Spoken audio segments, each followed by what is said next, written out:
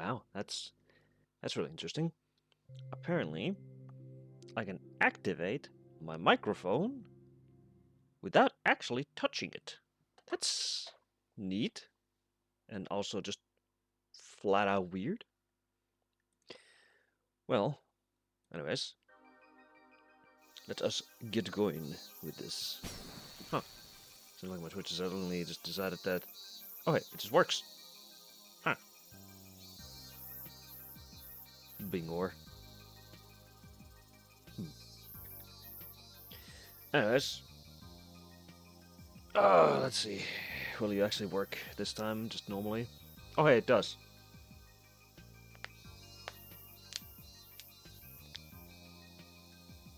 Good morning. I need to make sure that everything is running smoothly. Yes, it is. Ding dong, bang, go here, here, go here, here, and then that. And good morning. Wow, I'm in a very shiny place.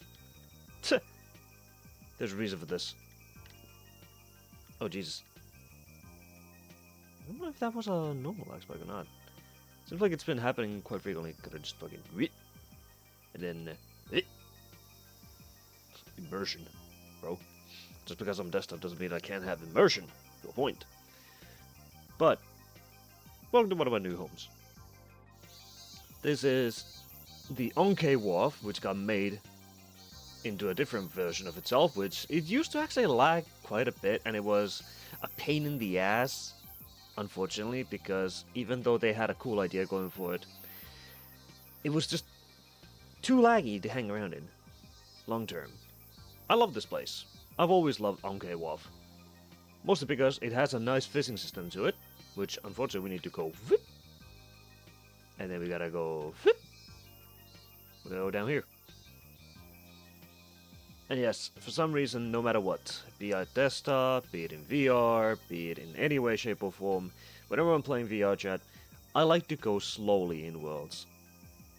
Even in these. So even when I'm just going around normally like this, I just love the fact that I can use the desktop tracking to talk to you, have more emotion with my hands, which is kind of weird, even though it's janky as hell.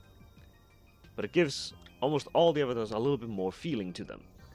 The other thing that I like is just walking around slowly because it gives more immersion in worlds.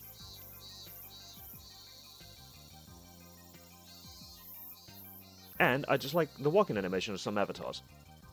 They're really nice. I wonder, is that the cicada gonna be as loud if we get over there, or is it actually localized audio into a specific spot? Seems to be getting quieter. Good. Yes. Good old Onkei Wharf. I miss this place a lot. You can fish here, you can listen to the radio. It has the radio gimmick still. There's also a little kibby. For whatever reason. I don't know why. But this radio, you can put a URL on it, or you can actually, lift up the antenna, which I unfortunately am unable to do because I am stupid and I did something. But you can also adjust it from here and tune it in different frequencies. This is one of the coolest radios I have seen in VR chat. And the fact that they use that system is even more cool. It's really nice. And when you want to just fish, you can just grab one from here and just go fishing. Other than that, it's just nice staying at the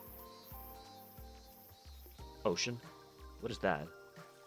Is that just a rock? It is just a rock. That was freaky. I don't know why I thought that was something completely different. I was looking at that specifically there. That thing right there. I thought it was like a creature. Oh yeah, this is also easier to just point and show if there's something weird. Because, yeah, I know, I can just look directly at things and be like, oh yes, that is a tree. That is the water. That is that rock. But I can be like, hey, there's a rock right there, and there, and there. I honestly like this more. And I appreciate, for example, this low poly that goes across right from up there all the way down here. It's very nice from a distance. Even close up, it looks really nice. All of this is really nice. I like it. But yes, good morning to everybody. Boy, I'm hoping there won't be any scuff. We'll see what happens. I am still scared for my PC's sake. Of course I'm gonna be. I've cleaned it a little bit yesterday. Basically get it, like all the dust and stuff out of it. I've lifted it up so that it can get more airflow, whatever the hell. I don't know if it's gonna help it or not, but I'm hoping it will. And yes, we will be hearing more spooky stories today soon.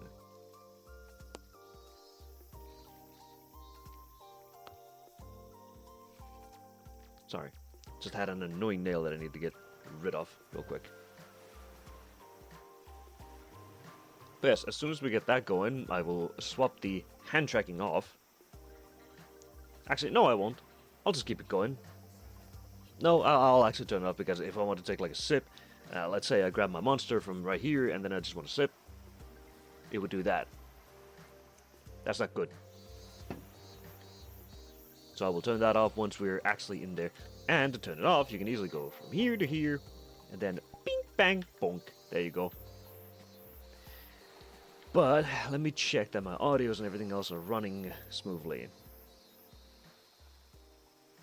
Because currently it does seem that it's going nicely. My normal headphones aren't activating, which is good.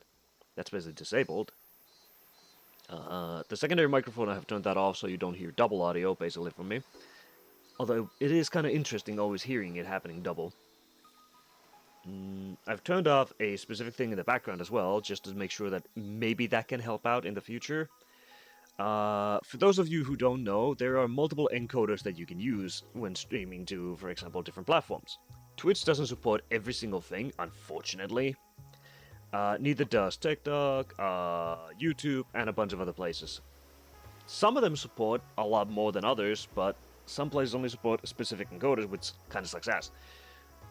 In Twitch's case, I turned off something called Enhanced Broadcasting. Enhanced Broadcasting is really useful, but I have a feeling that it is the culprit behind my encoder overload. I am not sure if that's true or not, because if I look up details... if it's good or not. But...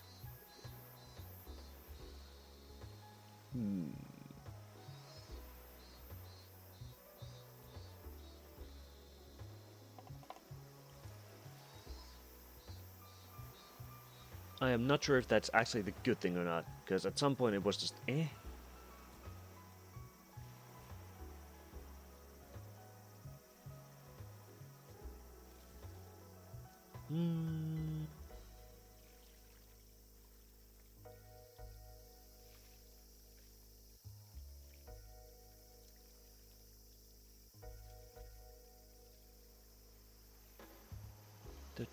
Peter is all over the place.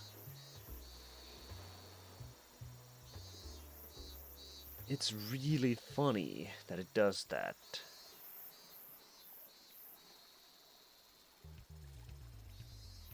Aha! Yeah, it is tied to it. Okay, yeah, enhanced broadcasting actually does affect your GPU and everything else. That is confirmed. Okay, so it should actually prevent me from having those GPU overload. Because I never really had those issues when using Streamlabs. Well, Streamlabs' own problem was that it was using too much GPU because it's just bloatware. So turning off enhanced broadcasting can actually help you out. For those streamers out there who are actually looking to like do stuff, make sure it's turned off. It's still gonna overload. It's not worth it. Just manually set your stuff. Just actually research the stuff and do it. If you have like a killer PC from like, let's say, like recent years and you've actually spent like, what, $10,000, whatever the hell, getting the best of the best stuff and all that jazz on your internet and everything else can fucking support it. Okay, fair enough. Go ahead. Turn on enhanced broadcasting. Do whatever the heck you want, because that will automatically do things. And then you can just take a screenshot of basically all the stuff that it's changed, and then in the future, if it's causing issue, you can just turn it off and then just lower some stuff and be like, damn, this works. Because for me, I turned it off, I'm still streaming at the specific kilobytes per second and everything else. And I actually think it's using less CPU than it was. And for example, when I was using Streamlabs and I checked it, it was like 10% CPU, whatever the hell, and all that jazz. I wish I could see my GPU usage through there, but I cannot. I would have to open up a secondary tab on my PC, look at that and be like, whoa. Because right now, if I want to, I will Control-Shift-Esc. Let's see. CPU's just fine. Performance, let's see. GPU is barely being used. My CPU is actually barely being used. It's kind of just all over the place. I have an old CPU anyways. I need a new one, so whatever the hell. But yeah. Let's see. Everything seems to be running smooth. So I am basically just waiting for zombies now. And as soon as we start loading there, I've also cleared my cache, which should be... for those of you who don't know who are using VRChat, you should sometimes go into debug and just clear your content cache. Sometimes just do that. That will help you out. You don't need to do local avatar data nor texture cache. That's completely fine. Just do content cache. That can help you out a lot in saving up performance, free up space on your PC, whatever the hell. Technically, I would recommend doing it every time you close off VRChat, because why the hell not? Why wouldn't you? It's just free space. The only downside is, oh hey, every time you load up an Navi, it has to, you know, load the entire thing again. Or a world, or whatever the heck. That's a minor inconvenience in the grand scheme of things. Also, yes, I love this avatar. I know people are like, what the hell are you wearing? I'm like, it's Embryon Gale. It's Gale from Embryon, basically. Assuming it is a Digital Devil Saga. I love Digital Devil Saga. If I could have this art style on any model I have in the future, I would gladly fucking kill for that. I love it. And yes, this is desktop 100%. A lot of you might ask me, why, Sleep? Why won't you use VR in VRChat? Let me answer your question really easily, real quickly. One, when we're doing these streams where we basically sit and listen to stories or discuss about it, I don't want to be in VR because I don't want to sit down. I don't want to sit around while in VR. I want to move around. I got full body and everything else so I could move. You can see that happening during the travel agency show episodes, where I move around a lot. However, if I start encountering issues, I will gladly swap over to desktop because I get the same experience. However, I won't be able to interact with certain things, and it kind of makes it eh. But for the most part, doing the day-to-day things, I can easily do it on desktop as well. Because most of the stuff that I do is, I talk to people, I go around, I look at things. That's it. But if I want to be in VR, I want to be able to move my body and actually, you know, interact and stuff. So if we're sitting around listening to stories, that's not really what I want to be using VR for. Plus, if my tracking goes wonky while we're sitting down, it's just eh. I won't be able to focus either in VR properly, like that. I can focus better when I'm just, you know, here. Oh, and would you look at that? It's time to get going. Bink, bink. Let us do it. The tunes will turn off as soon as we're there.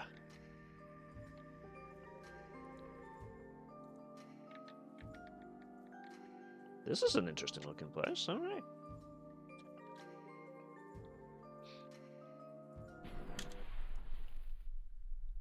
Bingor. Hey. Hey, how are you? This way. Man, I sure hope nothing bad happens when I follow this mysterious creature. Ah! Hello, and welcome back to the Midnight Zone! We're here. We got a very, very, very special episode for you guys tonight because we are trying something new! Yippee! I have a scary video for you guys! It's a very classic one, and I will fucking shout out the creator, obviously, because, you know, duh, that's how we do it here. But that will be for a little bit later. For now, I got some really good story for you guys. So come on in, sit on down, and let's get right in it. Now, Sleep. Yeah, what's good? What's one of the scariest videos you've ever seen on YouTube? Scariest videos? Must have been... Yes, scariest what- video. Must have been a video that I saw of a dude going to an abandoned building in Japan and encountering poachers there who were not supposed to be there in the first fucking place. I see. Honestly, I think for me, one of the earliest, most terrifying videos for me is the ever classic I Feel Fantastic. Oh man, it still unnerves me quite greatly to this day how odd that video is. And if I recall correctly, I don't think we ever got like an explanation for it. I could be wrong, chat, so feel free to correct me if I am. But it was just like a random ass video of this mannequin dressed up and just saying, I feel fantastic. Oh, I know what Hey, you're talking hey, about. Hey, hey. Mm-hmm. And it's super like monotone and creepy and it's and I remember it was an oddly long video. I think like 5, maybe 10-minute long video. It could be longer or shorter, but I'm not sure. I'll It's let you a fact check 2.5-minute video. Yeah, it's from 2004. that. Yeah, I was Tara the mind you, chat, android. I was only 4 years old when that video came out. Yeah. So That, funnily enough, apparently it was originally titled Please. oh. And it was a surrealist music video by a dude called John Bergeron. Thank you. Thanks. I hated that. I hate that And a lot. the guy has disappeared from what I can see. Mysteriously. Ah, Yikers. fantastic. Yikers. Mr. Fantastic. Okay. Anyways, so we got some nice creepy music here for you guys, which will at some point soon be replaced by a video, and I will keep the video a secret until we get there. So we're gonna be switching things up a little bit. Instead of like my usual kind of longer stories, we're gonna throw in some nice long discussions about like the horror genre as a whole. We're gonna be doing we're gonna be trying out the video thing, which I'm very excited about. Very, very excited about. Which if you guys want to, you can send in links and stuff to really creepy videos, or you can make suggestions to classic scary videos from YouTube. It has to be YouTube. Please, please, please, nothing crazy. I swear on my mama, if I see one of yins DM me saying, "Hey Zambi, can you review this video? Can you look at this video for the next Midnight Zone?" And you send me something from the funny Red and White site, straight to jail. Straight to jail. Straight to jail. Straight Straight to jail. I'm not doing that. We're not reviewing shock content. We're reviewing scary, spooky shit. Okay. Yeah. Don't Stuff get it twisted now, that friends. is supposed to spook ya, to seem Mhm. scary, to like shock in a way that isn't. Oh hey, the funny thing appears at the top left. As Billy is someone fine. very yeah, just use your common sense, please. Fucking, it's already hard enough talking about this sort of thing in general on any sort of platform that is open to the public, especially something like Twitch. So please just act with caution. It's like our fucking open episodes of the travel agency. Just don't be dumb, please. Thank you. Use your brain. And- Use the superpower that you have. I know common sense is a superpower, but come on. I know you have it in there. We believe in you. as someone very, very important to me likes to say, "Taipusita." So we will begin with some more stories. Now, I am a creature of habit, chat. I know what I like. I'm getting a little bit older in my age. I'm 26. I'm gonna be turning 27 in December. Save your unk comments for if you see me. I, say it to my face type shit. when you get older, chat, you begin to just know what you like, so you just kind of stick to that. You occasionally branch out, blah blah blah blah. But I am a creature of habit, because autistic and all that other whatever. So, what I mean to say is, we have more empty real invective. Of course we do. Ain't nothing wrong with that. I like digging through these fuckers' accounts on, or at least their bodies of work on the official creepypasta.fandom wiki, because that's where I read most of my stuff. I would like to read it off of the official creepypasta website because it usually tells me the read time for these things. But not a lot of these stories are actually published to the creepypasta website because the moderation for the creepypasta website is kind of It's kinda ass and just all that jazz. There's nothing wrong with sticking to your habits and stuff, because at least you know what you're getting.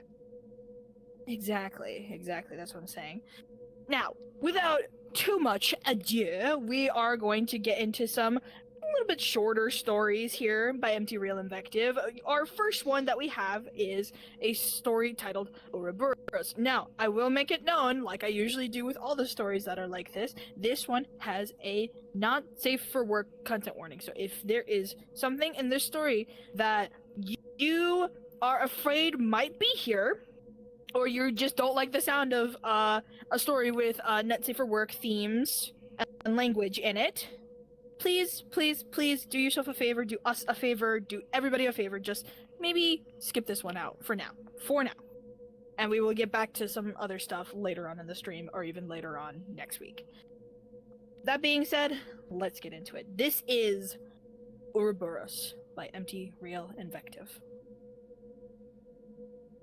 It was in these moments that Al Elon felt like God, when he was covered in someone's blood. He savored the moment of having control over life and death. It was an ephemeral pleasure, but it was one of the only things that he truly enjoyed in his life. His job was menial, his life was non-existent.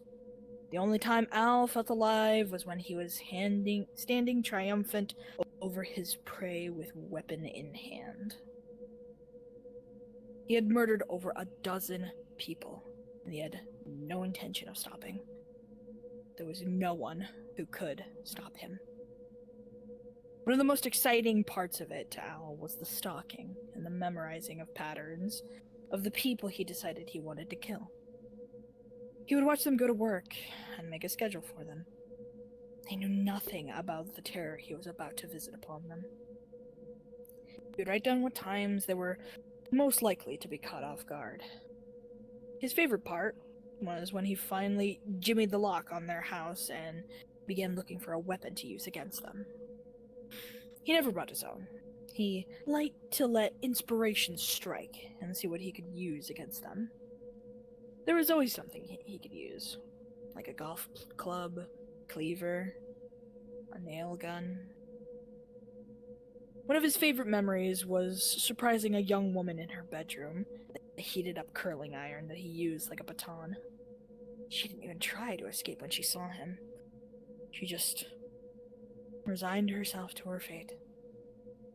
She stood paralyzed as he approached her and knocked her senseless with a powerful backhand. The sizzling slap of scalding flesh excited him so much that he thought of it late at night when he was alone, and his hands were excitable, to say the least. The image of her bruised and scalded flesh sent him over the edge every time. Another pleasant recollection flooded his memory. He had been waiting for a man in his garage with a hammer. He didn't notice him until it was too late. It was all too easy. He incapacitated him with a hammer and set to work breaking all the bones in his hands. When the meat screamed, he set to taking out his teeth, too, with the hammer's claw. He didn't like it when they pleaded or screamed. They were just meat to him. Something to give him enjoyment. They didn't deserve to plead for their meaningless life. they existed for him.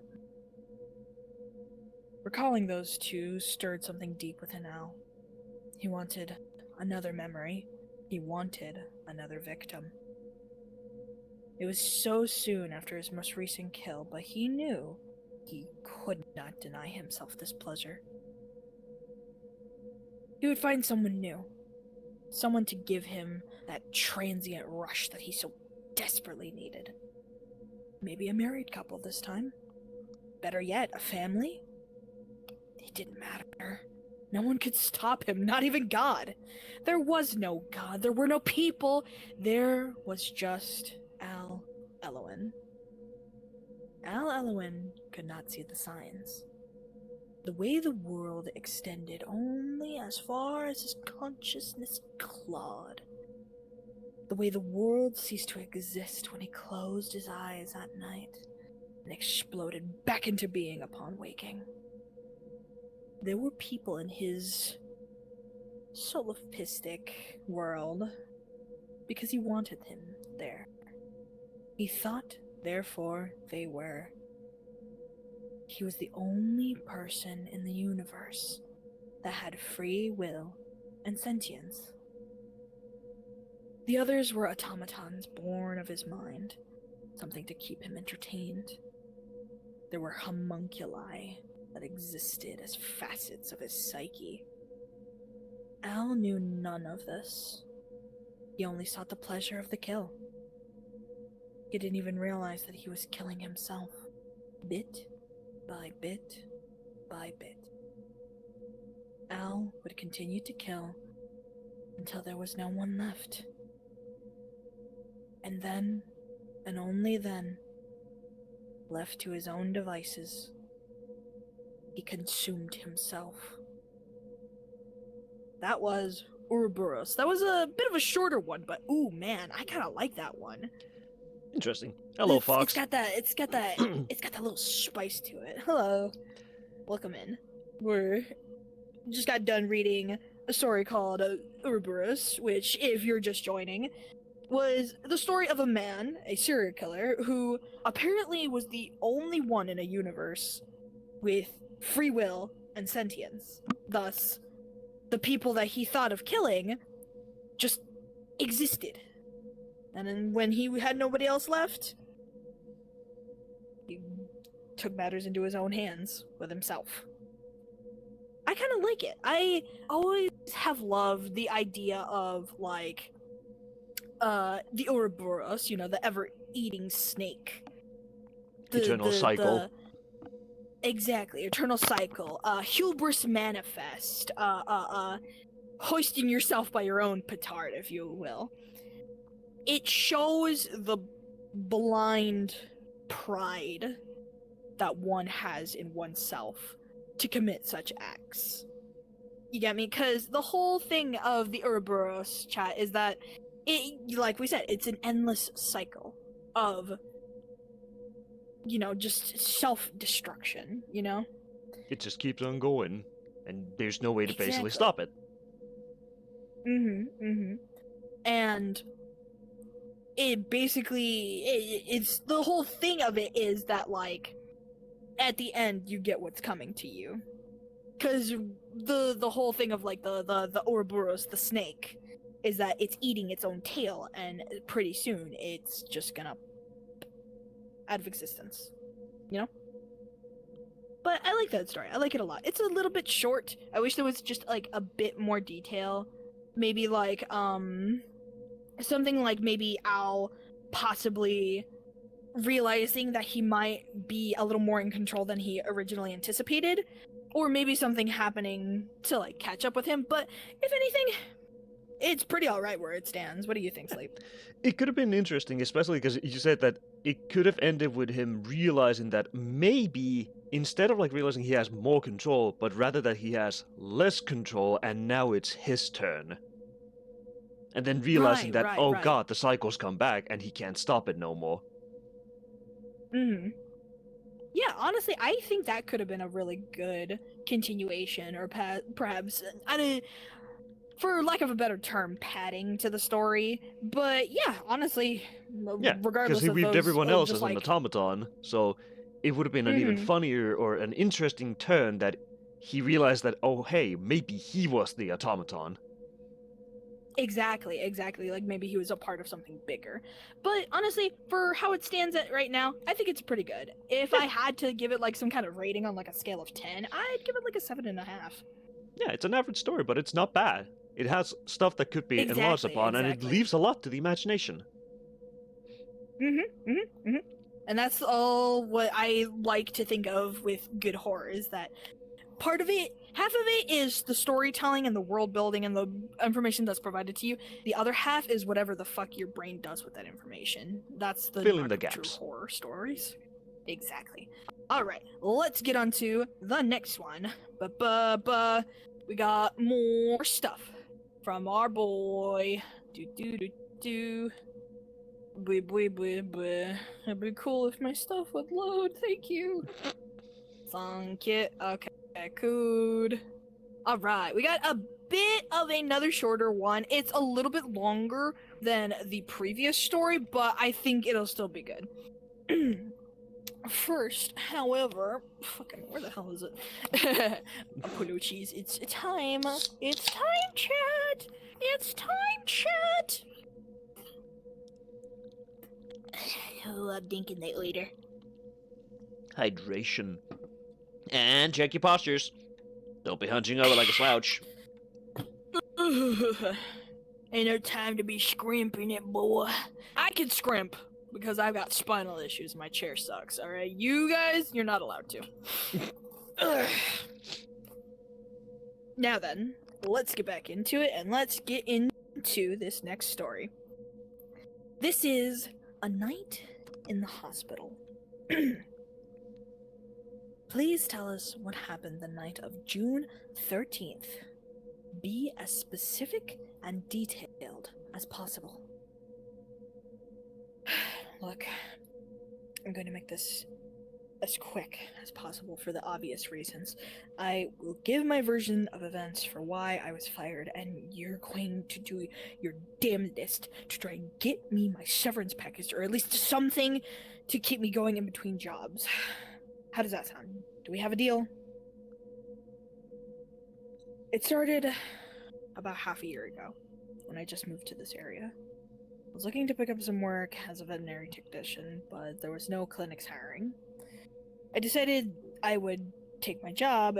I would take any job that came my way to make ends meet until I could get my foot in the door of one of the veterinary clinics in the area. As you know, I managed to land a security job at this hospital.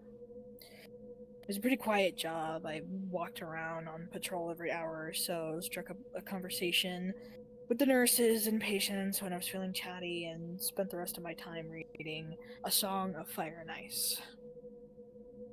What? It's not like you could fire me twice. You would be surprised what I caught some of the other guards doing when I stepped in to relieve them. Look, I'm just trying to give you a feel for my routine and lay all the cards out on the table, okay?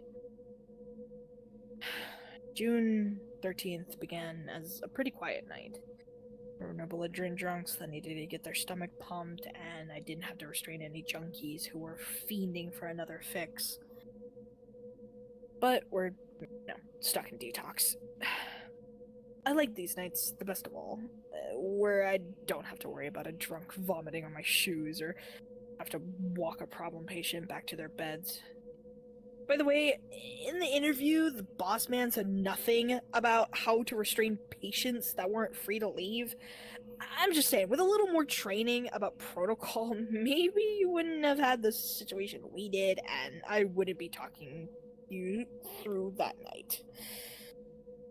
Anyways, it was around 8 o'clock that I got the call from the boss. He told me that the hospital was about to be getting a very important patient or something, and he asked me if I felt up to the task.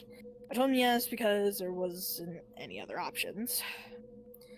He could try to call someone else in to work for my 8 p.m. to 8 a.m. shift, but there wasn't a snowball's chance in hell he was going to find someone on such short notice. So I agreed to watch the VIP, even though I had no real clue of what I was doing. I decided to ask the charge nurses for some information about what hospital security typically does with important patients. I assumed that it was probably some B-list celebrity who got tipsy at a club and rolled their ankle on the dance floor or something. The charge nurse told me what I already assumed.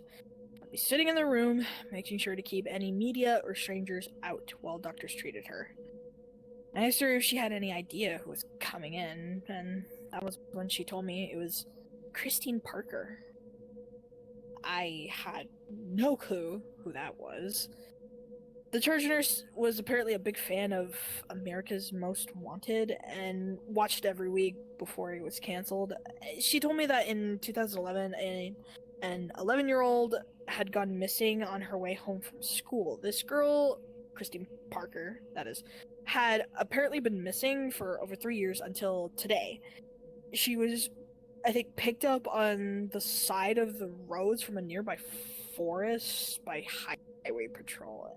She was said to arrive at the hospital in 30 minutes to treat the injuries she sustained in escape from her captor. I did a quick walk around the hospital to make sure there wasn't any news crews or anything setting up outside.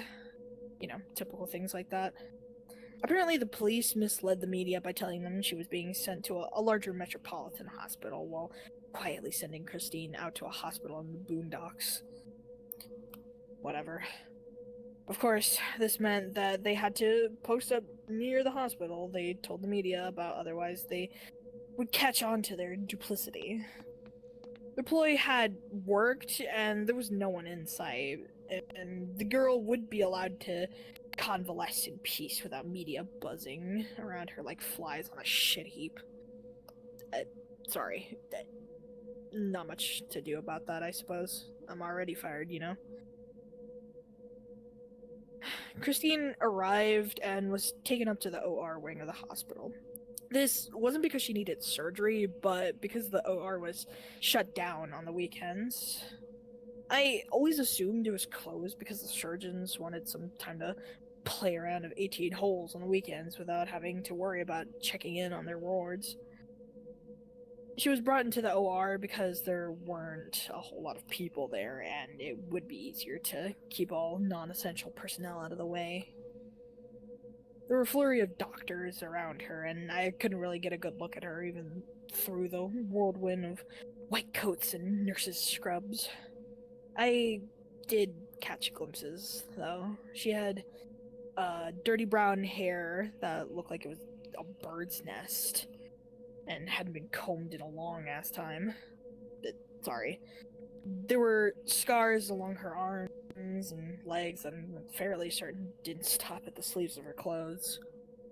I think her right hand, or maybe left, was shattered. It looked like it had been shoved into an industrial trash compactor. It was pretty gnarly stuff. I tried to keep my stomach from turning as I looked at her hand, all disjointed and deformed as if her bones were straining against its fleshy confines and seeking to break free. It was quite obvious that she was emaciated, and she looked like she'd been through hell. The doctors took a blood sample and left to run some tests and order a few scans. The nurses pulled the curtain back and helped her change into some scrubs. When they opened the curtain, I saw that the scars indeed did not stop at her sleeves. The nurses asked some basic questions and then went on their way to treat other patients. The only information that I caught was that she was 14. She didn't know if she had any allergies, and she had been held captive in the woods for over 3 years. Once the nurses left, it was just me and Christine in the hospital room. I had no clue I had no clue of what to say to her. She was obviously shell-shocked. I'm really, really not a conversationalist, so I just tried to keep my trap shut and not look at her injuries. I didn't want to make her feel any worse, you know? I didn't do a good enough job because she caught me looking at her hand.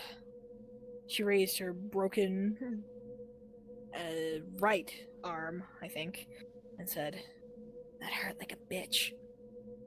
She winced and raised her hand to her mouth as if she said something horrible, and I tried to put on my best smile and told her that it was alright if she wanted to swear. She'd been through a lot. It was alright. She paused and then said uncertainly, "Fuck, shit, balls." No joke. She spoke like she was testing them out and enjoyed how they rolled off her tongue or something like that. She continued by telling me that he wouldn't let her swear. It was here that I breached protocol and asked her what happened out there in the woods. I wanted to have that information ready for the police when they arrived, so maybe they could save her the trouble of rehashing it for two stone-faced officers. I remember the time they asked an assault victim to describe her attacker's parts, who then broke down at being forced to remember that trauma. I didn't want to do her the dissatisfaction of such a messed up moment. I tried to give her that one mercy and protect her after she had been exposed to so much, especially over the course of 3 whole years. She looked down and said, "The hand doesn't hurt as much as you'd think. I think the fact that I had time to steel myself for what I was going to do made it manageable." She said I needed to slip the cuffs off. I had to do it, otherwise he would take it from me again. Do you understand? She did that to herself, so she could escape. It's pretty messed up stuff. I then asked the question that I wished I had never asked. I asked what her captor was going to take from her, thinking maybe he had given her a puppy or a doll to assert control over her. And Christine lowered her hand to her stomach, and for a second I thought she was having some kind of intestinal issues, until she said, "I'm late." The horror of that statement barely had time to sink in before she continued. She said she had missed her period once before, and when her captor found out, he beat her viciously. She told me that he kept striking her until she was on the ground, and then he kicked... Jesus, I can't even say it. She started to cry, and there wasn't a single thing I could think of to say to calm her down other than it's over. Around this time, a nurse arrived and gave Christine a sedative. I think they did this so they could examine the extent of her injuries without causing her any more pain or the trauma of reliving it. I hate to say it, but I was thankful she was out cold. I didn't want her to hear any more about the horrors she had to endure for 3 years. Scars and improperly healed broken bones were a testament to all the torture she had suffered. I watched over her for a few hours. I tried not to look too closely at the hundreds of scars. Some calloused and healed, while others looked like they were weeks old. The soles of her feet were blackened and cut up from running through the woods for miles while seeking help. I tried not to look at her mangled right hand that must have been agonizing even with whatever opioids and sedatives they had her on. I just tried not to look at her in general. It was around 5 o'clock when the man showed up in the OR. I was getting ready to kick him out when he asked if I was watching over Christine Parker. He was an average-looking guy. He was wearing jeans and had a weary look to him, like he hadn't gotten a decent night's sleep for days. I told him that I was watching over a private patient whose identity had not been known to me, just like the guide tells us to say. I thought he was some vulture from the newspaper who had slipped in, but that was when he told me that he was her father, Richard Parker.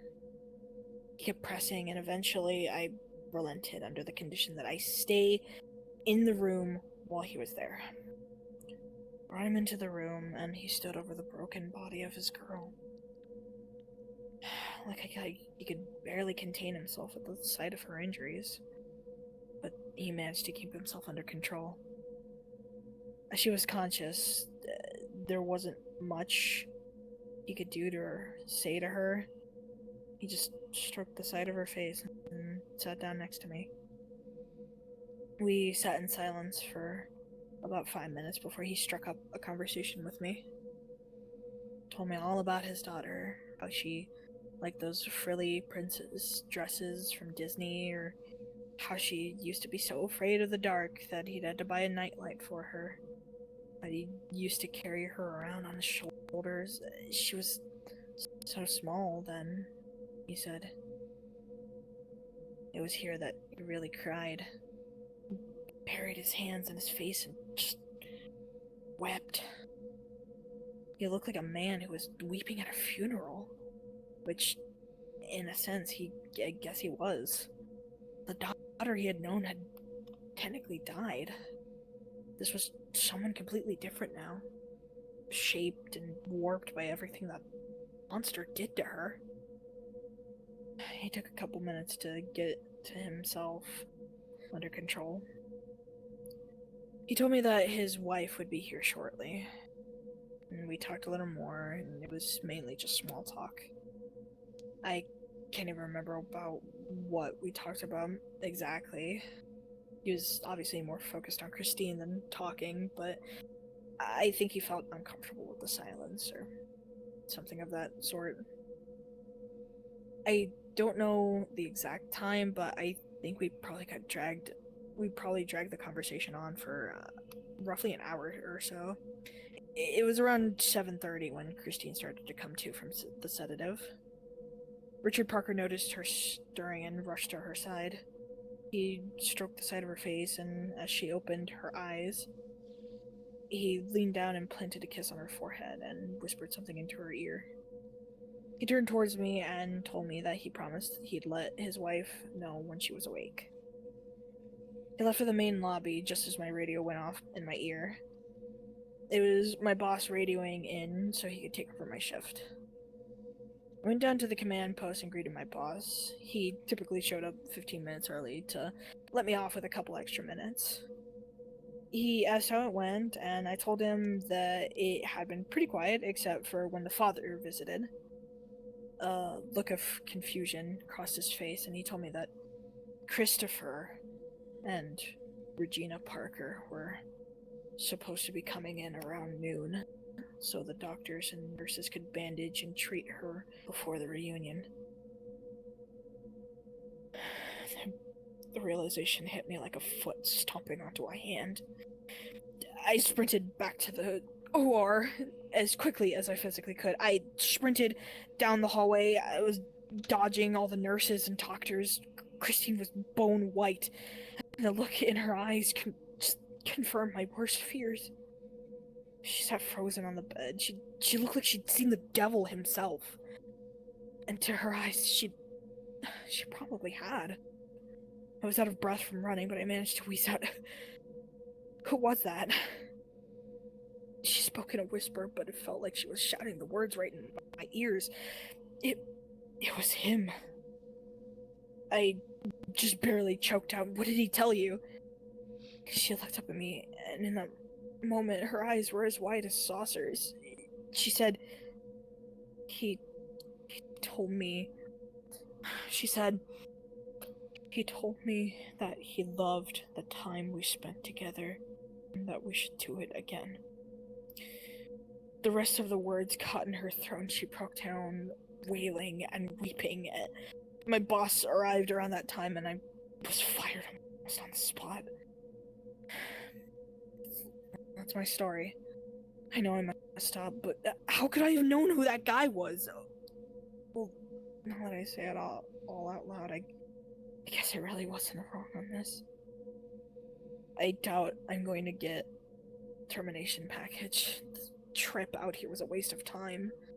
Well, not completely. Maybe I'll go give Christine a visit. Why are you looking at me like that? What's going on here? This whole interview thing wasn't about my severance or wrongful termination. This interview was about Christine. Oh god, is she alright? Christine has been missing since last night. We have no clue where she could be. And that was a night in the hospital. Ooh, man, that one was chilling. Jeez. Jesus Christ, man. That's a Oh, major boy. breach of protocols from a fucking security dude. Yeah, I know. What Good the fuck? fucking god. Oh, man, it was... Man, I think the best way to put that, like, describe that one was kind of sobering, because we're not gonna get too heavy into it here on the fucking stream, but, like, this is unfortunately something that does happen quite frequently with people who are found from having been missing for so long and then are put into a hospital to be treated and stuff. It's... Oh, man. It's just... It's... You guys gotta also understand how it is for me on this side of everything, because when I'm reading this, I kind of have to, like, lock in and just be like, don't, unless it's, like, pertinent to, like, because I try to, like, do a little performance whenever I read these stories, you know? I'll ad-lib, I'll add some, like, gestures and, like, emotion into there, but at the same time, it's kind of hard to quell my own emotions while I'm reading. And so when I read what the twist was in that story just then, Hello, 100. man, I had to, like, ooh, hi, 100. I had to, like, hold it and then just wait until I powered through the rest of the story. It was, ooh, man. That was written in a really nice way, but it's a very tough scenario to creating a security guard who has to recount the whole story of what happened, but at the same time realize that he broke numerous protocols, admit to it, Mm-hmm. and there were a lot of weird things that happened with that. And for you, 100, it's Kovlum Chopka. Yes. Because Oh, in boy, that story, man. the first thing that really came to my mind is, why did he not check in with anybody and wasn't informed that someone's visiting Mhm. her? Because that should have been the first clue to him. Yeah, exactly, because nowadays, they don't even let you pass the fucking circulation desk without having a fucking verification from A, the patient themselves, if they're conscious enough to do so, and B, the, presentation of the legal driver's license and stuff like that. The way that things used to be at some point in history is so jarringly, like, disturbing. And I can cite a very specific case of this, done very well in a very, recent media, portrayal was the, fuck, I forget his fucking name. He made, the Black Coat's daughter, it was a movie called Longlegs, starring Nicolas Cage, that was released not too long ago, either the last year or the year before. And this takes place, I believe, in either the 70s or the 80s. And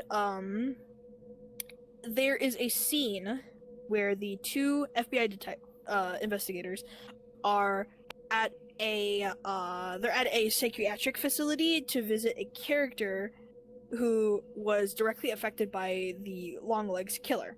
Now, they are questioning one of the I believe the director or the proprietor of this mental institution, and they asked, did you check the person's ID that came to visit this person of interest? And the guy was just like, I shit you not, in the movie, he's like, that could be, that that's probably a good idea, you know, something along the lines of that. And it makes you think, like, just wow, you really could just get away with so much back then. Yeah, you really could, because And- nobody was like there was a lot of Mhm. training the security guards got, but for some reason they skipped out on a lot of it when they actually got hired and weren't told to do a lot of things. And yeah, the movie got released 2024. Yes, it's a very good movie. I highly recommend it if you like movies with police procedural work and also a bit of a supernatural feel to it. And it's also I've heard it described as like a cozy horror that you can just kind of like curl up on the floor with. That It's or like- Silence of the Lambs meets Hereditary. Yeah, exactly.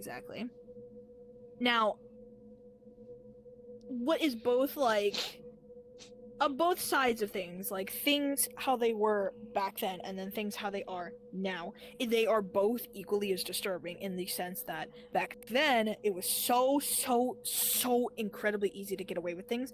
Now, considering how difficult it is to get away with something so cleanly just makes you really realize how fucking psychotic a person really has to be, how really messed up here or committed to committing such a fucking heinous act is like mind-boggling. It's baffling Yeah. how the drive to be a horrible person like that can grip somebody like that in this day and age with all of our high-tech stuff and all that things. Yeah, and It's insane.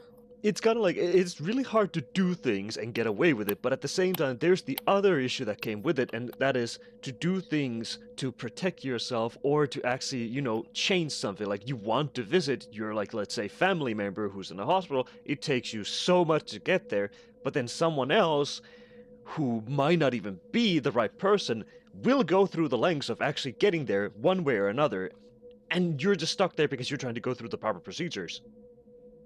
Exactly. It's a double-edged And sword. Just like exactly, that's what I was just about to say. But yeah, honestly, I like that story. I liked it a lot. It was I will say these sorts of stories cannot always be for everyone. I will be the first to admit that right here and right now, because in the scope of the genre of horror, there are so many subgenres. There is things like lo-fi horror with things like Longlegs, like my favorite all-time movie Skinamarink. There is supernatural horror like The Black Coat's Daughter, like Hereditary. There's psychological horror like Silent The Hill. Shining and things like that. Silent Hill, exactly. There is cosmic horror, like the stories of Cthulhu, like Color Out of Deep Space. But there is nothing, and I mean nothing, chat, more scary than real life. True crime horror is one of the most disturbing things for at least me to go into, because I've always lived in like the seedier parts of neighborhoods and things like that in my cities.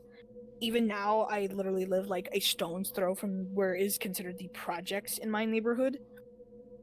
And to hear, first of all, these gruesome things, not even just odd happenings, like the Dyatlov Pass, or like the things that happened in old Hollywood, or anything else like that. It's hearing about confirmed things a person can do to another person it's like a bucket of cold water straight to your face. It's sobering. It reminds you that you as a person are fallible, that the true horror is what you see in the mirror every day. It's what I'm looking at right now through this connection. It's what you guys are seeing through this screen here.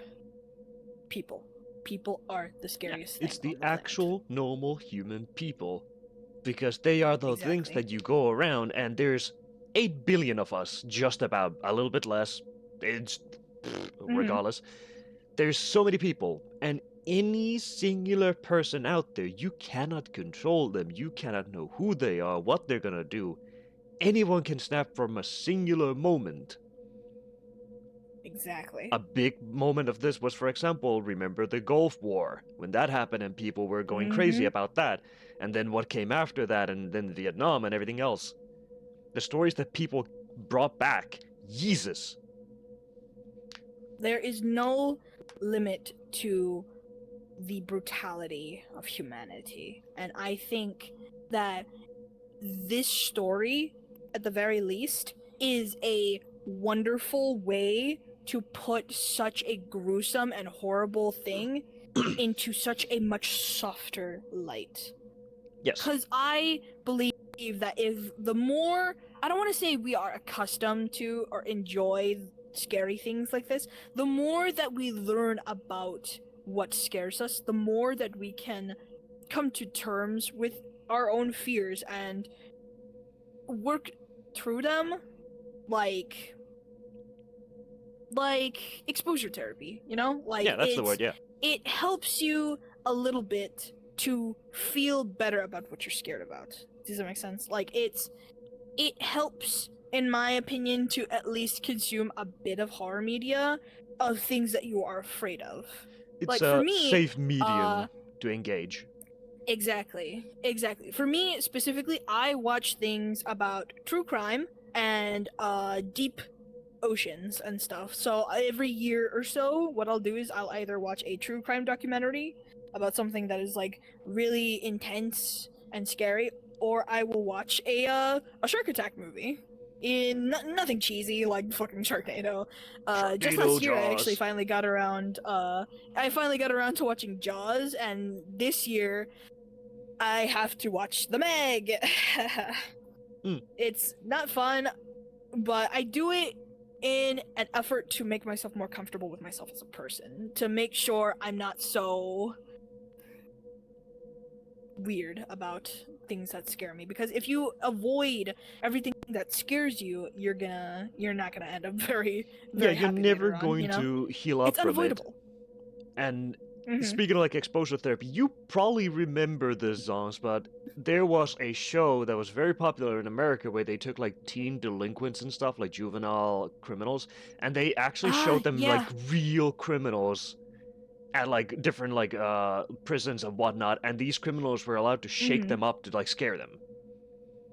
Yes, exactly. That program was remember called seeing Scared that. Straight. Yeah, I think so. Mhm. And yeah, some of them were like way over the top, and a lot of the time they were just completely staged. 100,000% these criminals were actually like fucking criminals. They were just like the most safest dudes ever, because there's no way they would let an actual proper criminal to do that. However, there were Yeah, a couple who I exactly. like fact checked, and they were actually like very deadly criminals who were convicted of multiple murders and stuff. But they were allowed to do it because these people who committed these acts were the murders that they caused were justified, but of course still illegal. Right. So they were Mhm. allowed to scare them straight, because there was, I think one episode was where a kid was basically assaulted his sister purely because of some stupid thing, and then the dad as well, and they finally got fed up, so they had to scare him straight. So this criminal had a personal history of going after somebody who went after their own family. So of course he scared the kid Right. to the point where they had to like cut the episode short.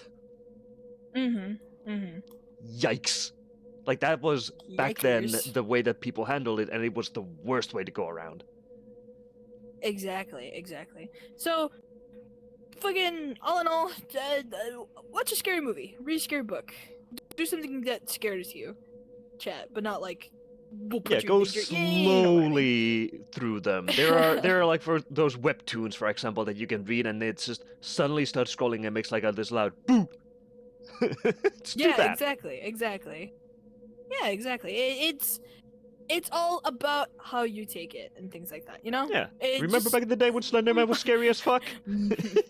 Microdosing. And now people feel some kind of way about Slenderman. Yeah. We're not gonna get into that here. listen, you can talk amongst yourselves in DMs about which creepypasta you wanted to run away with. Okay, mine was Eyeless Jack, but that's another discussion topic for another day. Okay. Stares at SCP Now catalog. then, all right. So, let's see here. Let's get into another story. Yeah, exactly, Fox. Yes, exactly. Got him a sneeze. Ah! Stupid nose. Just punch yourself in the face. Alright. No, I'm not gonna do that. Kick. Alright, I'm trying to find something here that's a little bit on the shorter side. I don't want to read something too long, you know what I'm saying, gang. Fucking. I kind of want to at some point, like, actually start like reading up, like, different culture horror stories. I want to know like what people from the rural areas of, like, let's say, like Africa have as stories, or Oh boy, yeah. it would be really funny. Oh, and Matt, you know, one place that I never hear horror stories from is actually Australia. Weirdly enough. Oh man, I bet they got lots of stuff out there. Yeah, like, I know about some of the, like, Aboriginal stories and the Cannibal Island. Like, those are the ones that I remember. But then there's, like, are there any, like, other stories, urban legends from Australia itself? Maybe I'll ask Barber about it. Maybe. He's probably got something rattling around up in there.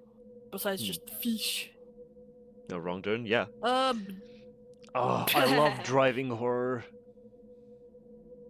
Yeah, oh man. One of these days, should probably read the Left-Right game. That would be a very large undertaking. Didn't you though. read that already?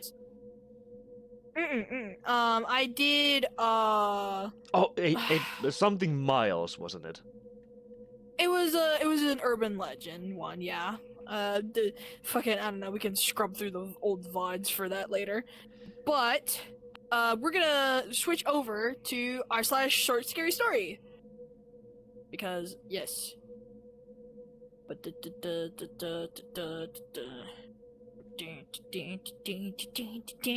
you ever listen to that fucking any of the fucking shit from 9 Inch Nails, especially like just industrial heavy shit like that? Because honestly, Trent Reznor, fucking weirdo, but like one of the best fucking musical weirdos like out there, besides like Aphex Twin or motherfuckers like him. This song, Just Like You Imagine, yeah, Tool too, man. I've been trying to get into Tool, but like I keep forgetting and I get sidetracked. But the song that comes to mind for me, at least right in this moment, is Just Like You Imagined by 9 Inch Nails. They played that song in of all things, a sequence in the movie 300. Yeah, the one about the Spartans. Yeah. You know, just fucking. Oh man, what a good song. I love that song. Check it out, gang. Yeah. Also, thank you for the biddies, Fox. That goes towards Zombie. Thank you. Thank you so much. Thank you. That's a little bit more towards PC Tower, hopefully. Yep. Hopefully. Ooh, Thank you again. Like, speaking of the fucking driving horror, I actually found it again. There is a upcoming game called Silent Road. Which is about being a taxi driver in Japan and facing up against the supernatural. Ooh. I think it was. I have linked it into chat for those who want to check it out. Is that a Chilla's Art game? Because that sounds familiar. Vaguely. This time, it is not. It's by Endflame. Ooh. And Endflame has another game called Ikai. I see. Which is set in the feudal era Also- and revolving around the priestess of a shrine, struggling to defeat the spirits of her past and her present. Why does that sound like just Fatal Frame? Yeah, that kind of does. Also, I just checked what it looked like on stream. My god, brother! I'm so bright. Yes. I'm so green. Welcome to my Bloom Vision. Let me turn up the gamma. Yeah, because Oh boy, cause usually chat, I usually either keep my bloom off most of the time, or I have it at no higher than 10%. Yeah, my God, I'm so green. Uranium fever has got me Fever's gonna get down. Yep. Uranium fever spreading all around. With a Geiger counter in my hand, I'm gonna stick me some government land. Uranium fever's gonna cut me down. Man, What a good love song. New Vegas. Dude, I'm gonna get candid with you, chat, before we read some of these stories. The things I would do to an NCR Ranger. Yeah. It would make the Legion Yeah. seem like the good guys. That's what I'm saying. They would put me on a cross for what I'm gonna do to one of them NCR Rangers. It's the mask, obviously, and then the fit, and then the trench coat. Ooh. All right, we're not gonna. Alright, true to cause, sir. To change like you belong on a cross. Alright, Courage. All right. Gooning aside, let's get into these short, scary stories.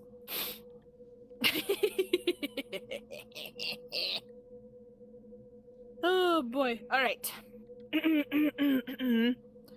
This one is called. I'm just going down from like the most recent refresh. This was posted 7 hours ago. This one is called "My Boyfriend Stole the Most Precious Thing I Had." Our waiter was bleeding all over my boyfriend's meal, pale and trembling. The young man was clearly sick. His skin was pallid, white like paper, eyes flickering as if he were trying to stay awake. He stood, slightly swaying, a pitcher in hand. Tall, thin, blonde hair hanging in half-lidded eyes. Thick beads of red seeped from his nose, running down his chin, clumping directly into Noah's seafood pasta. Is there anything else you'd like to order? The waiter spoke in sharp breaths, his eyes squeezed shut. I thought maybe he was going to collapse. Bent over, lips curling. His mere presence was hurting me somehow. Another stab of pain sliced into the back of my head, and I made a mistake of whimpering. I'd been holding my tongue this whole time. This was different. Overstimulation sent my senses into overdrive, and I noticed small things I shouldn't have. His blink and you'll miss it glance at me, lips parted as if he was going to speak, going to scream. Before the pitcher slipped from his hands, crashing onto our table, my boyfriend sprang out of his chair, lips curled in disgust. "Dude!" he yelled. "What the fuck is wrong with you?" "Sorry." The waiter pressed a hand to his forehead, another trickle of red oozing down his chin. I'm not feeling so good." Noah's lips curled. I want another meal for free. He nodded to me. And for my girlfriend, too. The waiter nodded, swiping at his bloody nose. Chose not to ask him if he was okay. The thought of even talking to him made me feel physically sick. Like my bones were made of lead. And I had no idea why. He turned to me, nose still gushing, but it's like he didn't care. I'm so sorry for this, he whispered. And he did look sorry. But have we met? Excuse me! Noah yelled obnoxiously, cutting him off. Can someone get rid of the lobotomized waiter? The man shot me one last confused frown and then stumbled away. Noah leaned back in his chair. What the fuck was wrong with him? I opened my mouth to speak when I noticed my eyes were damp. Slowly, I traced my right eye, a single tear rolling down my cheek. Was I crying? Noah seemed to notice me trembling, but I couldn't stop. I felt sick. My head swam, my vision blurred. Alexa? Noah's hand found mine, fingers threading through mine, but they felt wrong. His expression softened. Hey, are you okay? Noah leaned closer, his breath finding my ear. I shivered. Do you want me to take it away? His words used to hold the sensation of lukewarm water, like dipping my toes in shallow ocean water. When Noah first told me about his ability, it was when he caught me self-harming.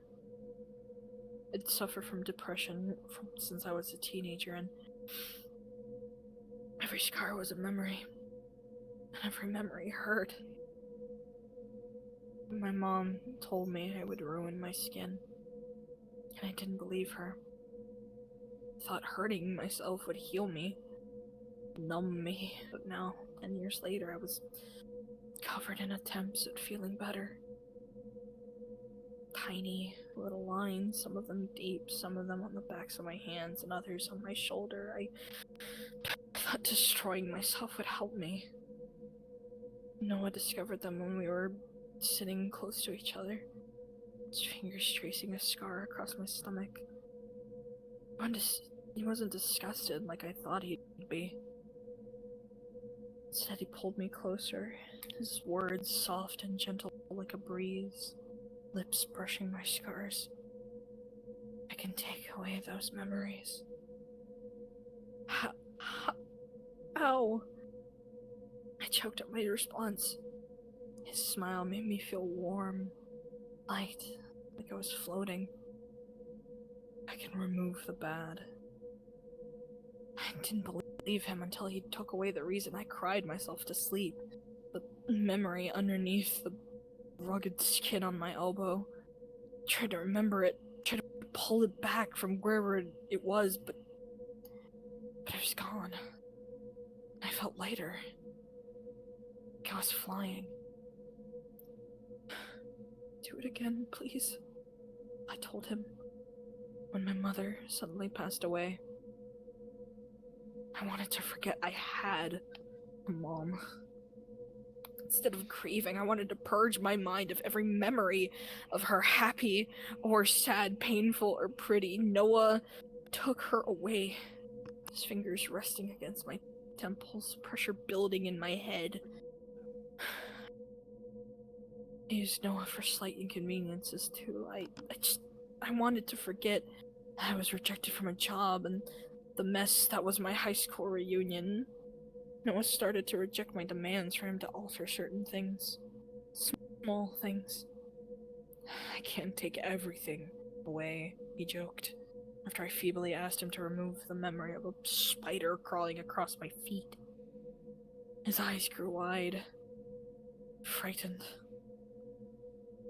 Alexa, please. If I keep fucking with your brain, you'll start having side effects. Like what? I demanded selfishly. It's just one memory. Nosebleeds, he hissed. Alexa, it's not easy to take memories. It drains you. It closed his eyes.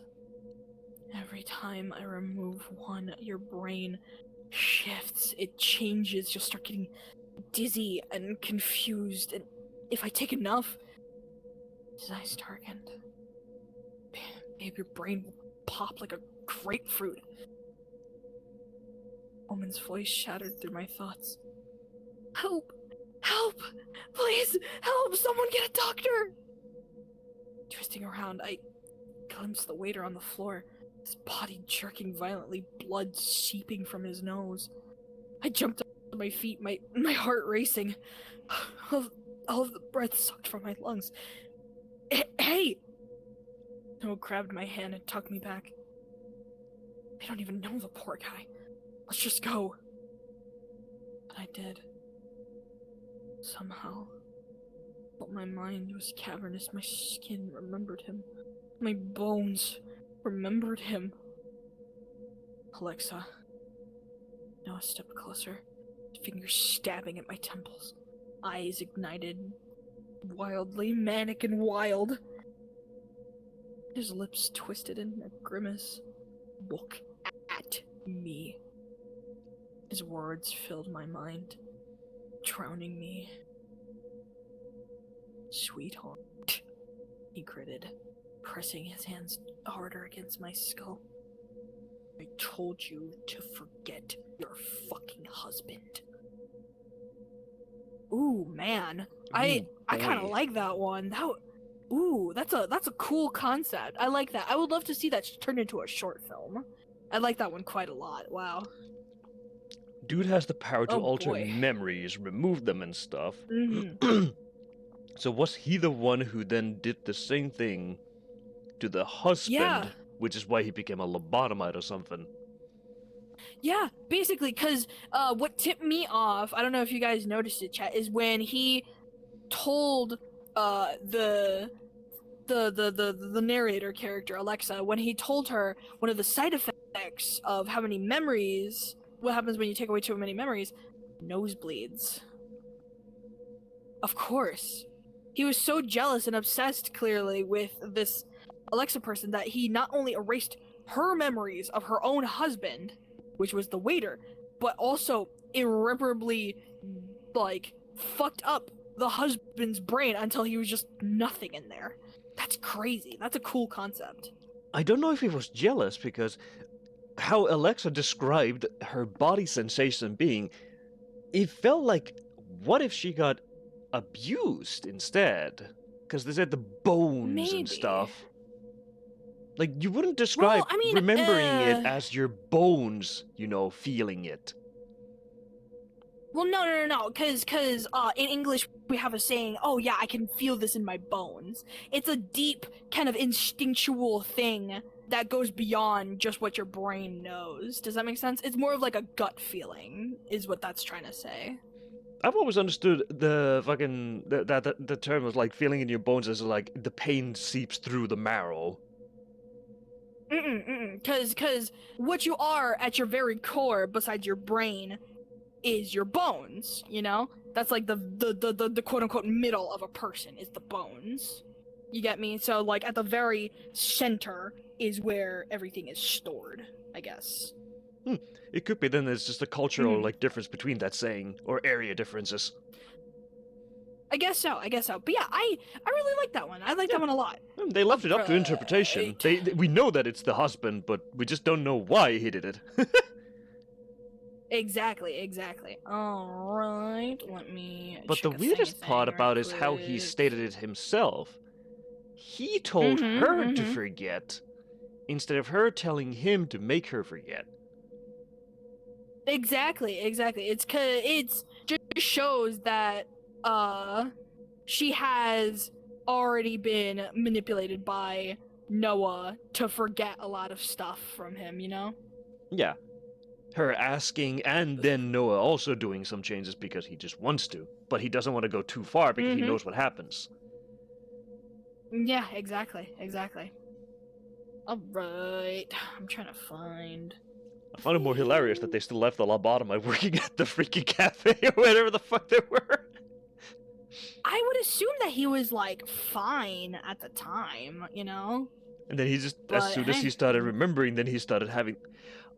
maybe that's the secret is, the more you forget, and if you start encountering the same thing, the more it affects you.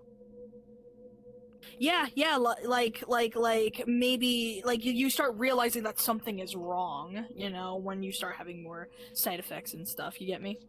Yeah. So they start happening more and more, because if you see something that's very shocking, your brain suddenly goes into overdrive, and it's like, hey, I know this, but I don't know, and then it's just like, Exactly. Alright, we're gonna read one more short scary story, and then we're going to get into the video that I promised earlier. So let's get into I'm starting to think I'm going to die in this apartment. The very first time I went over to my boyfriend Matt's apartment, he told me 3 words that took me completely by surprise. You're not leaving. I thought I was joking, or maybe just trying to be cute. I have to go, babe, I said, planting a kiss on his cheek. I've got to work in the morning. Matt put a hand on my shoulder as I tried to get up, guiding me back down to the couch. I blushed, maybe thinking that he wanted to kiss me a bit before I left, but then he stood up and walked to the door. It's best if I show you, so you understand what I mean.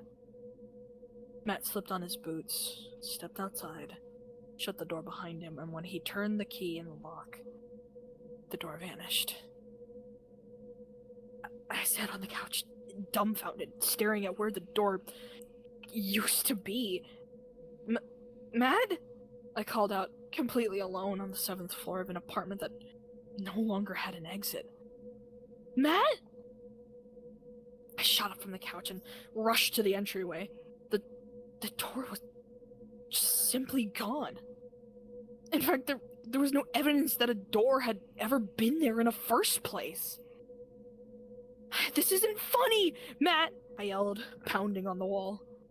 After 10 minutes of hitting my fist against the drywall, I had nothing to show for it except a pair of bruised fists. I grabbed my phone, dialed 911, and then froze. I was going to sound absolutely insane trying to explain this to the police. I hit call, and there was only static. It was like Matt's apartment was completely cut off from the rest of the world. I tried calling the police for 6 hours until I heard a loud click, and then suddenly the door was back in place as if it had never left. Matt walked into the apartment and said, "Do you understand?" Matt, I hissed through clenched teeth. What the fuck is going on? So many girlfriends have left me in the past, but I changed that. Matt knocked twice on the door in quick succession. Now, you can't leave. Isn't it wonderful? We can be together forever, and I can take care of and provide for you, and you won't need anybody else except for me, and... Matt kept explaining how wonderful this was while I planned on how I was going to get past him, out the door, and out of his life for good.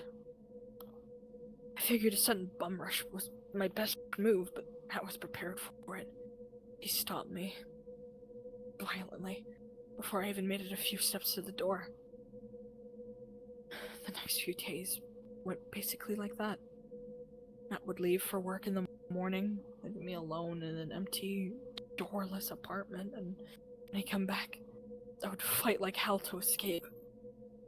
Matt was a foot taller than me and over 100 pounds heavier, so I didn't stand a chance. I tried to come at him with one of his kitchen knives. He just laughed. Yes! He cried, ripping open his shirt. Kill me! I can't wait for you to see what happens when I die! That stopped me in my tracks. What happens when you die? I muttered, keeping the knife between me and him. Poof! Matt smiled. The door goes away for good, and you're stuck in here until you starve. I stopped fighting with him after that. I tentatively accepted that I was trapped. There were some escape attempts over the next few years, but none of them successful. Matt always kept a close eye on me, and he was somehow always strategically positioned between me and the door. Don't worry, he'd say. Eventually you won't even want to leave. The awful thing was that he was right. I started looking forward to seeing Matt. None of the electronics in the apartment worked when the door was gone, and the isolation and boredom hit me really hard. Matt was my only company. My connection to the outside world. my greatest source of entertainment. It sickened me, but I was happier when he was home. So I embraced my new way of life, waiting patiently for the moment when Matt finally got complacent.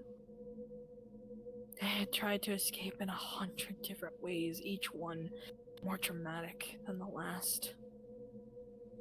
So it was no surprise that my simplest attempt was the only one that worked. For Matt's birthday, I made him a feast.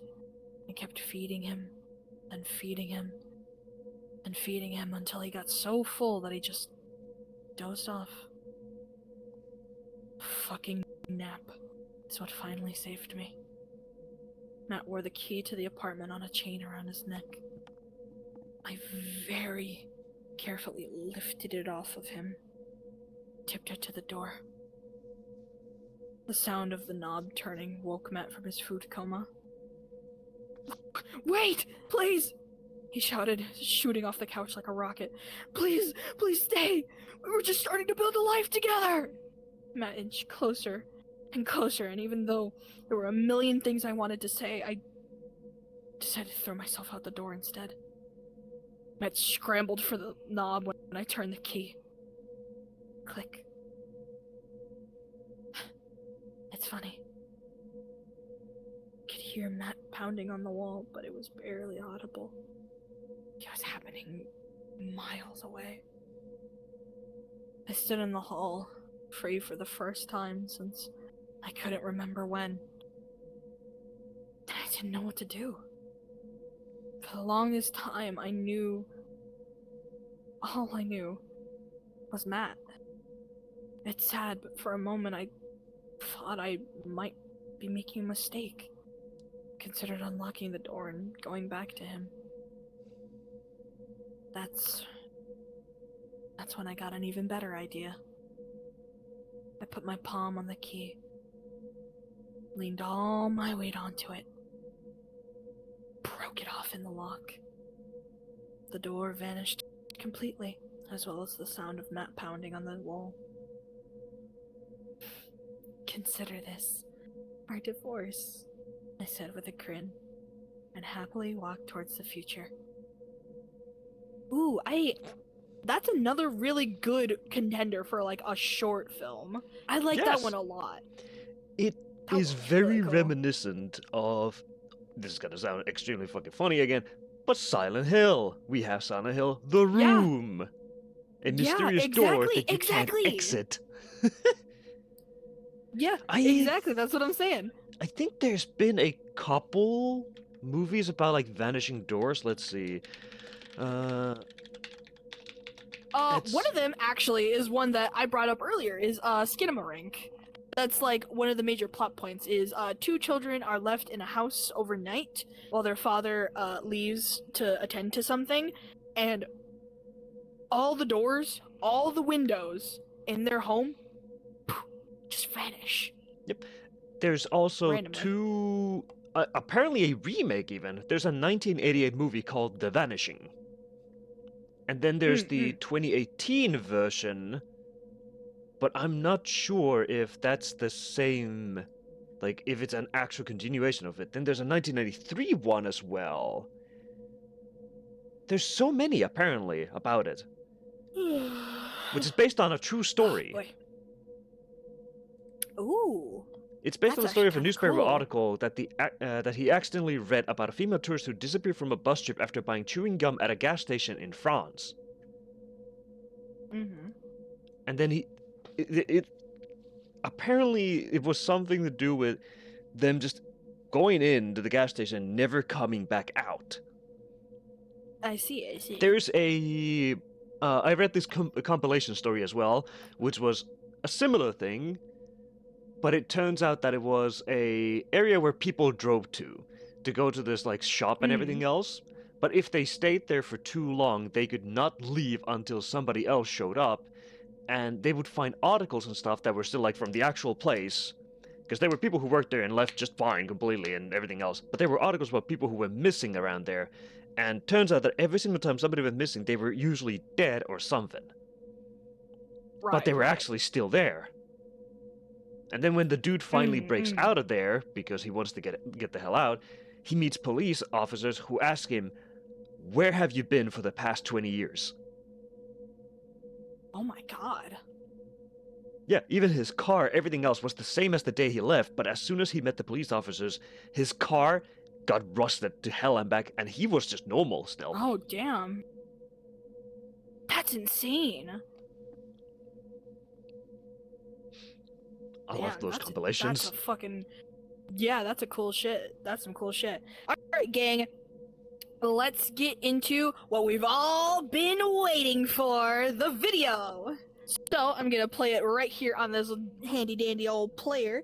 And what we're going to be watching is the infamous, the classic, the creepy as shit My House Tour. Let's hope it works. If it doesn't, luckily this is using the good player where you can swap what it is. Exactly. Alright. So let's see if it works immediately from the get-go, or if we need to swap it to a different format. Alrighty, friends. So tuck in. We're going to be watching. It is actually called My House Walkthrough by what was originally titled as username 666, but they are now under the name Piro Pito on YouTube. Piropito, no spaces.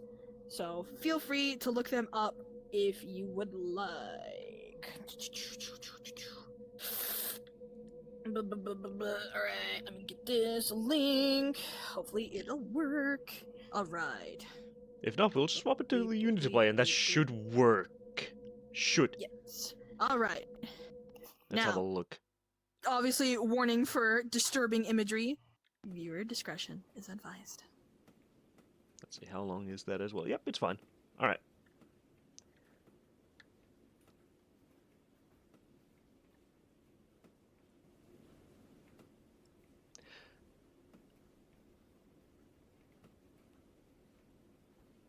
Ooh. Right off the bat, you gotta love the old grainy footage because, mind you, chat, this is from 9, almost 10 years ago. This is the kind of stuff I love watching. Mm. Also, why? His house is so damaged. Mm-hmm. Mm-hmm.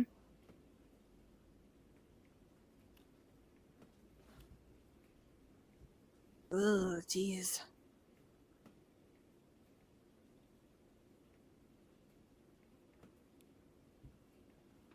Oh man, long neck woman. Reminds me of that famous image of Tomino that is tied to the poem Tomino's Hell. Yep. Ooh. I love the flashing doors. and darkening of the light. Yeah. Ooh. Notice, chat, pay attention. There was a bunch of hair on the wall. Just pay attention to the surroundings, why don't you, while the video progresses.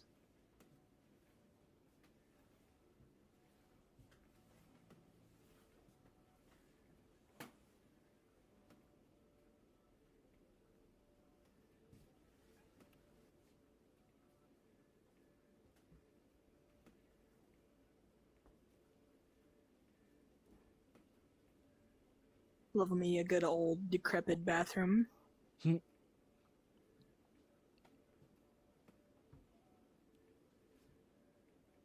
A sutra, eh? Mm-hmm. I believe a sutra is a type of religious chanting, and I think either Shintoism or Buddhism. I could be wrong, but it's still pretty ominous to listen to. It's a Hindu and a Buddhist and Jainist I scripture. see. It's motive. I see. I also love the repeating of simple phrases like there's a typhoon in Japan. Mm-hmm.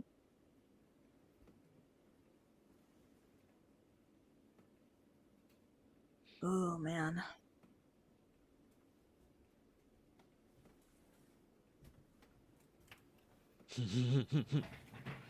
I wonder if chat noticed it. I wonder too. There's also a very specific pattern of strings on some of these doors that are used only to, I believe, cordon off rooms when something has happened inside of them. Like, see, that's a way to like unlock a room down. Yeah.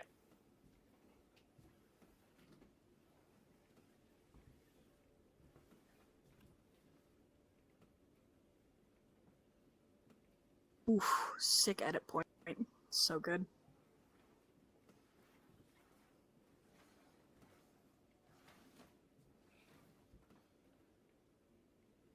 Hmm.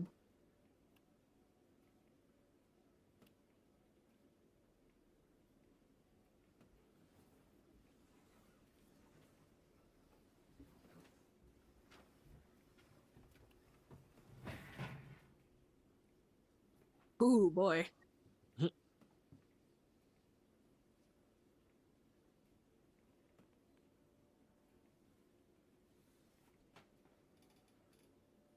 Oh, man.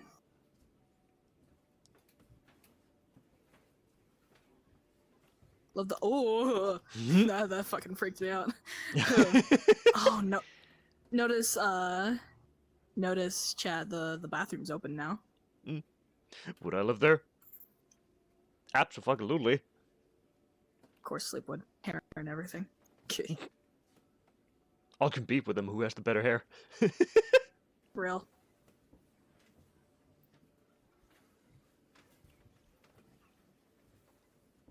Oh man. I wonder if they've noticed it already.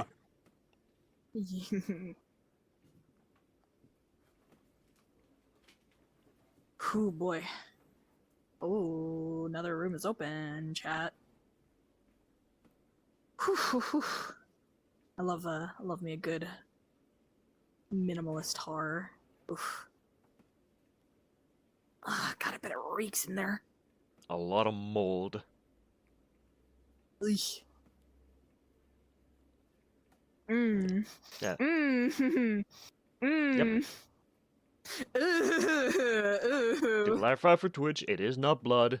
It is literally just mold and just holes and just all sorts of things that have just turned color. Yes, yes it is.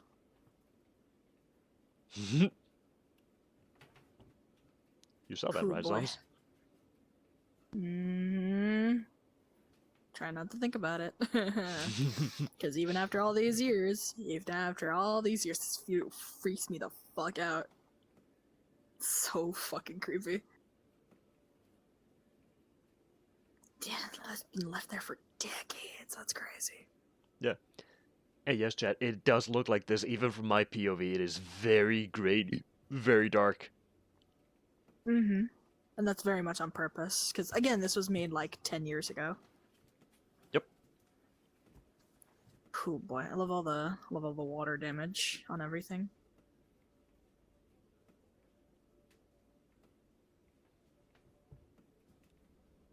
Honestly, I think that that sliding door, when it was damaged like that, it actually made it look like an actual cool art piece.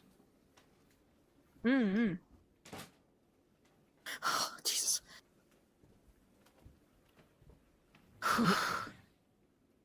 Oh, Probably radical.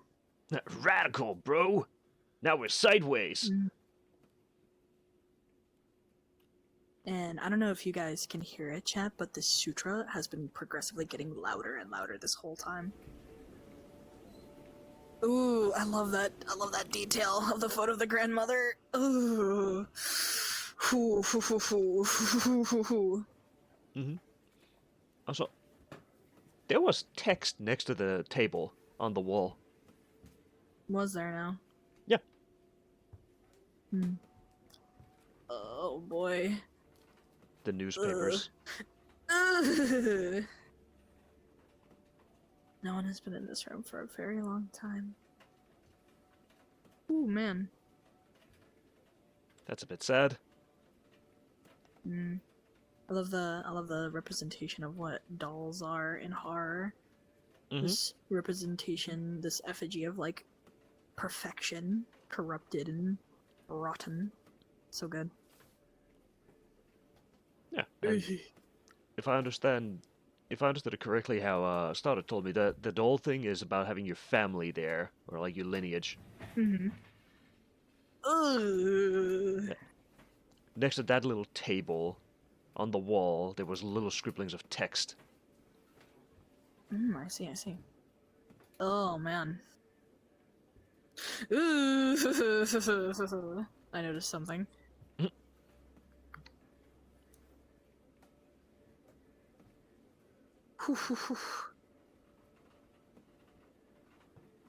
Oh, now you can really start to hear the sutra. Oh, God. Yep. The room has no taste. Yeah, I wonder why. It's got some fucking smell, though, bro. I just know it. Man, you got the whole soup. Oh, shit. You got the whole shoe collection. Oh my god, that fucking chills. Ooh. Minnie Mouse dirt. Yeah, bro. Things shit, bro. I think Andrew got fucking spooked. Yeah, grandmother is here, brother.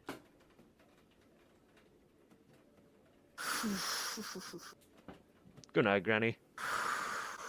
Good night, Grandma. It's me, Obata. Oh god, I'm gonna kill myself. Joke, Twitch, joke. Boy, oh boy, oh boy, oh boy.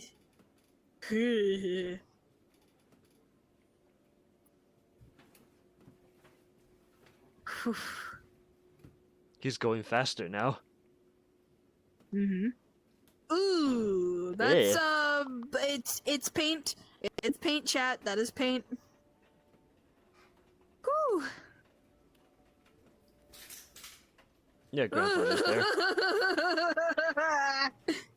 there. Grandpa's taking a bath. Yeah. Ooh, boy. Oh boy.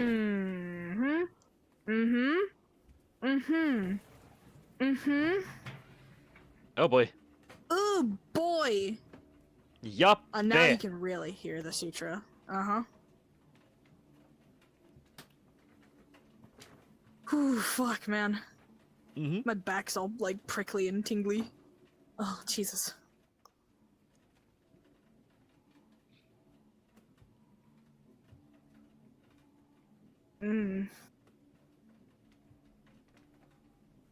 It's so cool how they shot this. Typhoon is in Japan. I've actually I used to have a friend who took to saying that specifically when things were just like no good and they just had like an ominous feeling about things. Just a typhoon is in Japan. What do you mean, 100? What do you mean, what the fuck, dude? Oh This is- god, that photo was creepy as hell. This is now just peak Silent Hill. Yeah, it basically is. Typhoon is in Japan.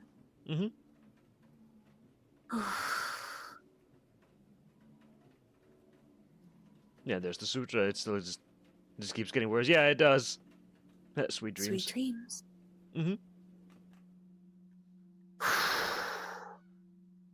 Ha ha ha. 10 years ago, chat. 10 years ago. How beautifully things age. Yeah. Oh my god.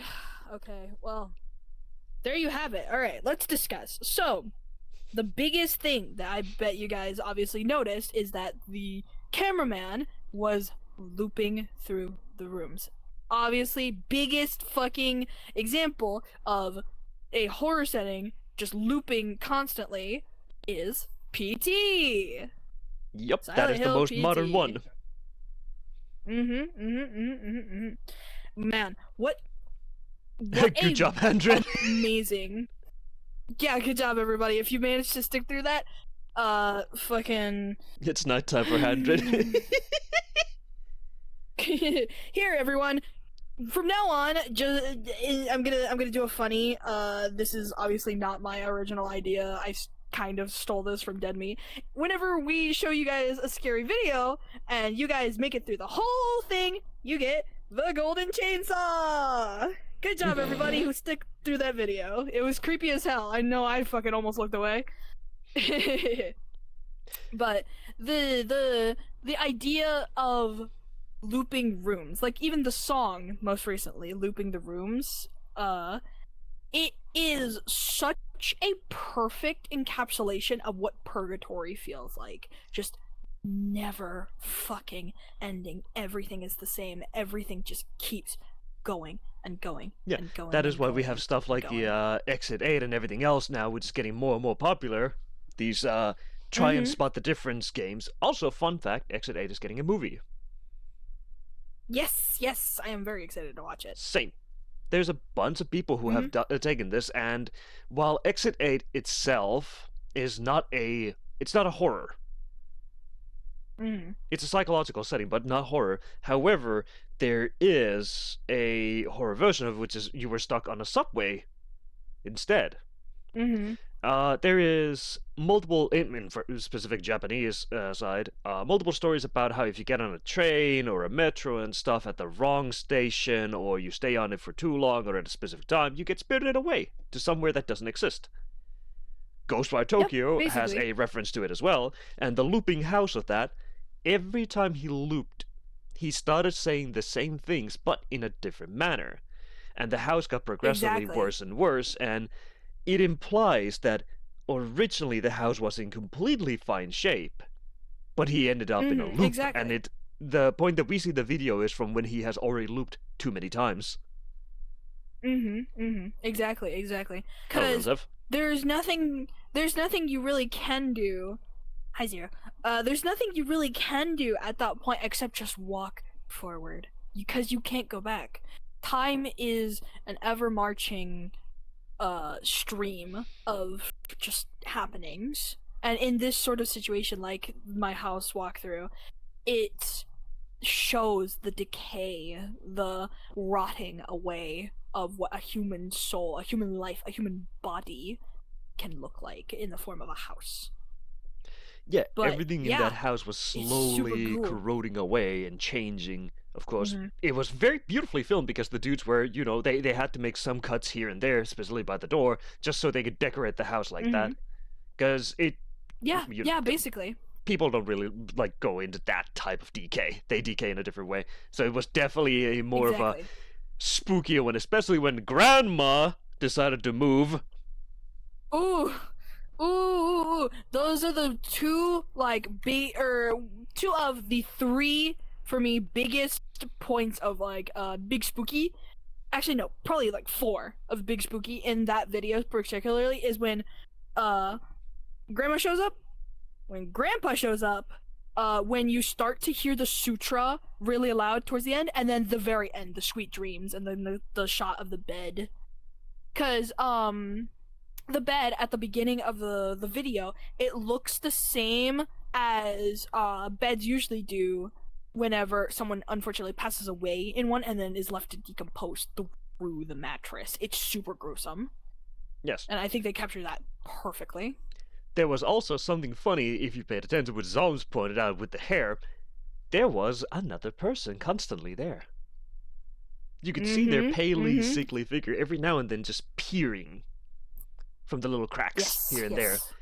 And it's something that you might not have noticed in the first watch, but is you look before he goes through the door at the beginning, the person appears right on the right side of the screen for a little fraction of a second. Yes. There was writing next to the table, which doesn't seem to exist after a few loops. And also, something that I now realize, now that we're talking about it and bringing up the phenomenon of looping rooms and PT and things like human decay and limbo, there was a very specific point when the cameraman looked back into the bathroom right before the grandpa jump scare. There was a baby doll in the sink. Yes. Silent Hill, bro. Silent Hill. But yeah, fucking I really hope you guys enjoyed that little new segment. I really want to fucking try doing some more of this sort of thing in the future. Like maybe we could watch Blank Room Soup video. Maybe we could watch I Feel Fantastic. You know, Yeah, we things can like have these that. little horror Maybe we segments could. on a video Yeah, format. maybe we could even try. Yeah, maybe in the future we could even try tackling the Marble Hornet series, which I would fucking love to do, or at least touch on some point in the future. But thank you so much, everyone, for joining us on this extra spooky Midnight Zone broadcast. I really cannot thank you guys for your continued support, for helping me talk to you guys about what I love most in this world, which is scary, spooky shit. I will be back next Thursday with some more stuff for you guys. I'll have another video, and then I will have some more stories for you guys.